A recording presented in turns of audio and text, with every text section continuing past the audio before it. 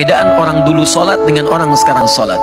Dulu orang sholat karena mengenal Allah terlebih dahulu, memahami bagaimana cara menyembahnya, maka kenikmatan sholatnya Masya Allah ketika ditunaikan, khusyuk sungguh tak terlukiskan.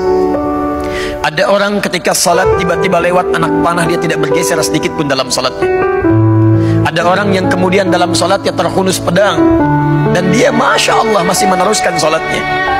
Anda bisa bayangkan, ada orang dulu bertakbir sampai gemetar. Ada orang dulu dalam keadaan sholat sangat menikmatinya, sujudnya bisa berlama-lama, kenikmatan bisa didapatkan. Sekarang mari kita bandingkan dengan kita. Maaf, ada sindiran yang halus dalam Al-Quran tapi tajam.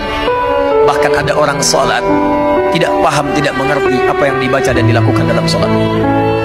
Coba Anda cek sampai barusan sholat terakhir, dari sekian ribu ruku dan sujud yang Anda kerjakan, berapa persen bacaan sholat yang Anda paham? Jangan-jangan lebih dari itu. Kita pun tidak sadar bahwa ketika saat sholat, ketika sedang menunaikan sholat, kita dipersaksikan oleh Allah Subhanahu wa Ta'ala.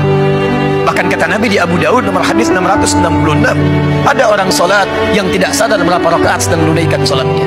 Hatta la yash'ura al-musalli kam raka'atan yusalli. Sampai ada orang sholat, kata Nabi, tidak sadar berapa rakaat sedang menunaikan sholatnya. Orang dulu saking nikmatnya, rakaat pertama sholat subuh sujudnya begitu berlama-lama karena kenal dengan Rabbnya.